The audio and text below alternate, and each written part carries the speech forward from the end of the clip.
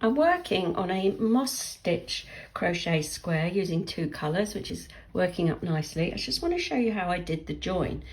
Can you see in these rounds here, you can see the other colour through the stitches, which I wasn't happy about.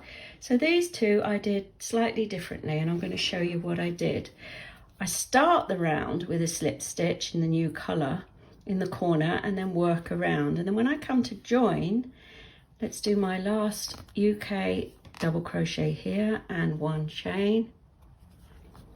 I work another double crochet over the top of that slip stitch, but then I finish it with the other colour.